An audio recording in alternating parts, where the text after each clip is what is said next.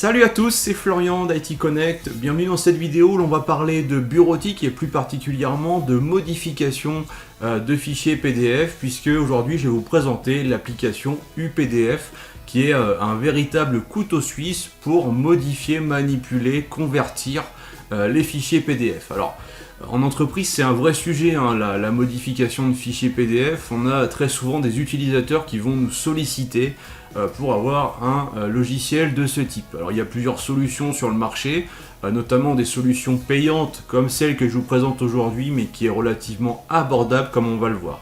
Alors, UPDF, c'est quoi? Eh bien, c'est une application qui va permettre de manipuler les fichiers PDF aussi bien sur Windows, macOS, iOS et Android. Donc on a aussi la partie mobile qui est couverte, tout ça avec une seule licence. Et on va pouvoir prendre un PDF et ajouter des commentaires de différents types, ajouter, modifier ou supprimer du texte, des images, des liens. On va pouvoir prendre un élément, le modifier, le déplacer, le mettre à un autre emplacement du PDF. On va pouvoir également pivoter les pages, en supprimer, intervertir des pages. On va vraiment pouvoir faire énormément de choses au niveau de la manipulation de fichiers PDF, puisque nous avons aussi des fonctions de protection pour, par exemple, protéger la lecture d'un fichier PDF par mot de passe, ou empêcher le fait qu'il soit imprimé, si ce n'est qu'il faut connaître le mot de passe qui permet de déverrouiller la fonction d'impression. On va pouvoir aussi ajouter un filigrane, hein, toujours dans l'esprit de protéger les documents que l'on va produire. Et à l'inverse, on pourra prendre un fichier PDF et le convertir en document Word, par exemple. Alors on va voir tout ça en démonstration, puisque je vais vous montrer vraiment un maximum de choses au niveau des fonctions de UPDF. Mais avant cela, on va parler un petit peu du tarif. Alors, donc sur le site officiel de UPDF, on peut voir que la licence, donc on a le plan annuel donc à 49,99, donc là il faut repayer tous les ans, et ça permet d'avoir en fait les mises à jour majeures tous les ans. Donc vous avez toujours la dernière version de UPDF, et à 99,99 €, c'est la licence perpétuelle. Donc vous payez une fois et vous avez une licence que vous pouvez utiliser à la fois sur Windows, macOS, iOS et Android. Et les prix que vous voyez à l'écran là, donc 34,99 et 49,99, et bien ce sont les prix, on va dire, de l'offre spéciale IT Connect qui a été, on va dire, négociée dans le cadre de cette vidéo, et vous pouvez en profiter en utilisant le lien dans la description de la vidéo. Voilà. Donc la présentation étant faite, on va passer maintenant à la démo où l'on va voir ce soft en pratique.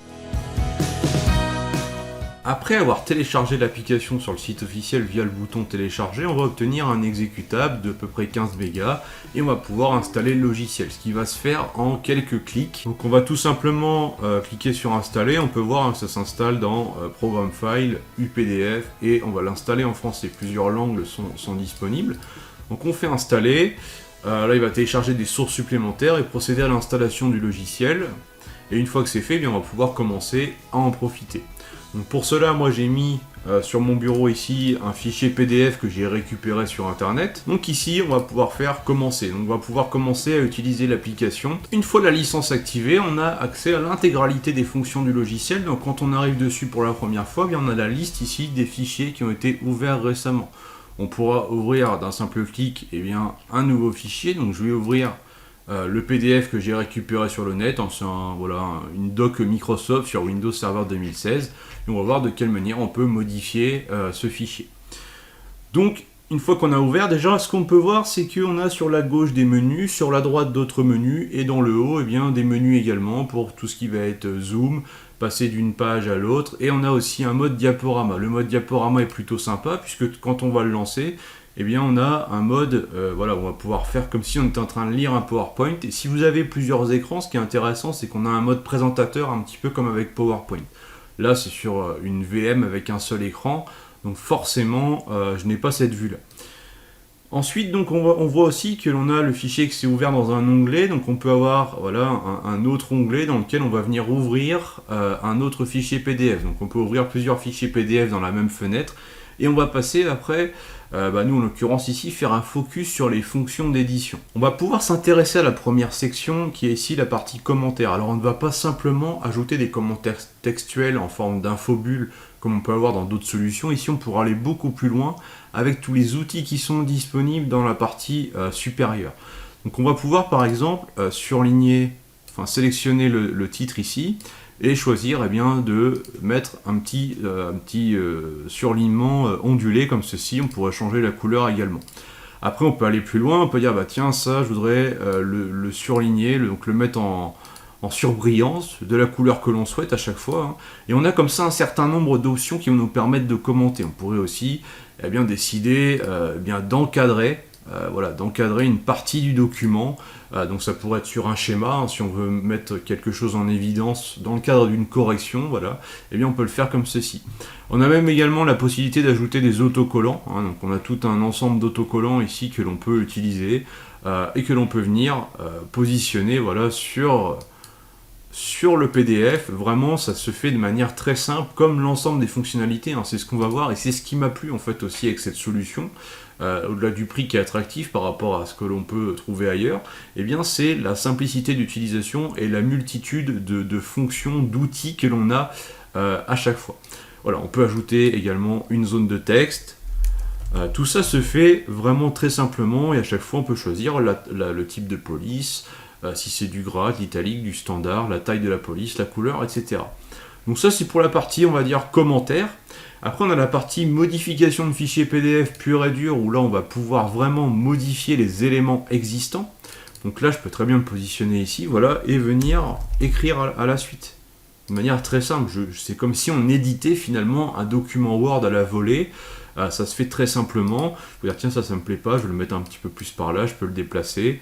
Je voudrais supprimer ce paragraphe, on sélectionne, on supprime. Et à chaque fois on a aussi là encore la possibilité de tout sélectionner, de changer la police, voire même de dire tiens ça finalement je vais le mettre en rouge. Donc on vient sélectionner la couleur. Et on va pouvoir modifier comme ça les différents éléments. De la même façon, je pourrais prendre une image, alors j'en ai une tout à la fin du document, le logo Microsoft, tiens je vais le décaler un peu, et je veux l'agrandir. Donc je vais l'agrandir, comme ça me plaît mieux. Donc on peut vraiment faire ça très rapidement, très simplement, la modification, et on peut aussi ajouter du texte, des images et des liens en utilisant les boutons qui sont dans le haut. Donc là c'est vraiment pour rajouter des zones textuelles, des images et des liens qui ne sont pas présents sur le document actuellement. Donc ça c'est la modification de contenu. Ensuite on a tout ce qui va être l'organisation de page. Donc là on va pouvoir dire tiens cette page là en fait je veux qu'elle soit ici dans mon PDF. On va intervertir des pages comme on veut. On veut supprimer une page, on va la sélectionner et on va faire supprimer, on supprime une page. On peut fractionner le document PDF en plusieurs documents. On pourrait même insérer une nouvelle page, soit une page vierge, donc on va pouvoir ensuite compléter, soit une page provenant d'un autre fichier.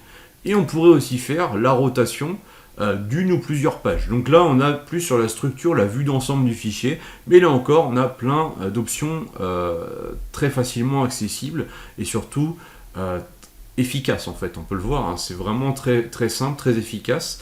Donc c'est ce que j'aime bien. On a aussi la possibilité de recadrer des pages si on le souhaite et d'avoir des outils de la page. Donc dans outils de la page, on va pouvoir modifier, ajouter un filigrane, modifier l'arrière-plan de toutes les pages ou ajouter un en-tête et un pied de page sur les différentes pages du document. Sur le filigrane, on va faire ajouter.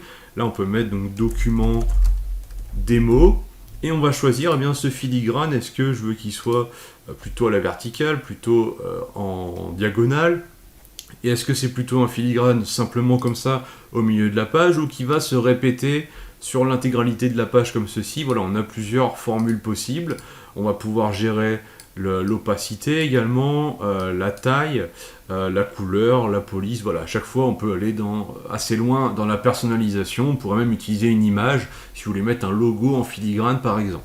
Donc ça va être utile quand on va vouloir partager un document confidentiel ou dans le cadre d'un projet notamment. Alors au-delà de ça, donc là je pourrais enregistrer. Ce que l'on va avoir en termes d'options au niveau du fichier PDF, c'est tout ce qui va être à droite. Donc on a la reconnaissance du texte par OCR. Donc là c'est on prend une feuille sur laquelle on a écrit, on la numérise, on la lance dans ce logiciel du PDF et lui va pouvoir essayer de reconnaître les caractères et de les transformer en caractères numériques. On a la possibilité d'exporter. Donc par exemple je pourrais exporter ce document au format Word comme ceci, et je vais avoir ensuite un document Word que je vais pouvoir exploiter, modifier sur ma machine Windows. Pour finir, je vais m'intéresser à la partie protection du document par mot de passe. Donc on va pouvoir restreindre le document, on peut gérer les droits sur le document par exemple. on va pouvoir dire, bah tiens, je veux que l'impression soit autorisée ou non, soit en basse résolution, haute résolution, ou je veux que les modifications soient autorisées ou non, et on a ici un ensemble de droits que l'on peut donner. On va pouvoir tout bloquer et choisir un niveau de chiffrement, par exemple en AES 256 bits, et on va définir un mot de passe. Ce qui fait que si je veux imprimer ou modifier ce document, je dois connaître le mot de passe. Dans le même esprit, on a ici un mot de passe que l'on peut définir qui va être demandé lorsque l'on voudra ouvrir ce fichier, donc simplement le lire. Donc on va appliquer ça, donc il ne veut pas que ce soit les deux mêmes mots de passe, je fais OK. Voilà, donc on va enregistrer le fichier. Donc je peux le réenregistrer à la place du fichier existant, on n'est pas obligé de faire forcément une copie. Et je vais ouvrir de nouveau ce fichier. Et là, ce qu'on va voir, eh bien, c'est que quand je vais l'ouvrir, il va me demander le mot de passe de manière à pouvoir lire le fichier. Si je ne mets pas le bon mot de passe, je ne peux pas débloquer, ouvrir ce fichier. Et ce qui s'applique là à la protection dans UPDF, bien sûr, s'appliquerait dans un autre lecteur. Si j'ouvre le fichier en fait avec Microsoft Edge, par exemple, qui intègre un lecteur PDF, bien voilà, il va me demander aussi Edge le mot de passe. Et si je fais annuler, bien parce que, admettons, je ne connais pas le mot de passe, et bien je ne peux pas ouvrir le fichier. Donc voilà, UPDF va nous permettre aussi de protéger nos fichiers PDF, au-delà de permettre de les modifier, manipuler, etc. Voilà, nous venons de faire un tour d'horizon de l'application UPDF. On n'a pas vu l'ensemble des fonctionnalités, mais on a vraiment vu l'essentiel, le principal, et une grande partie quand même des fonctionnalités. Après, comme je le disais, il y a une déclinaison sur macOS, Android, iOS, avec plus ou moins les mêmes fonctionnalités.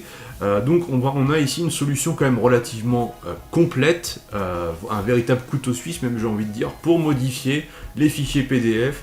Et ce que j'ai bien aimé, eh bien, c'est que c'est simple à utiliser et en plus c'est efficace, ça fonctionne bien. On perd pas de temps, quoi. On va vraiment à l'essentiel. Donc je pense que d'un point de vue utilisateur, c'est un logiciel aussi qui devrait plaire et que l'on peut aussi bien sûr se procurer en tant que particulier. Alors si vous avez aimé cette vidéo, n'hésitez pas à liker, à partager. Je vous mets tous les liens qui vont bien dans la description et je vous dis à très vite. Ciao.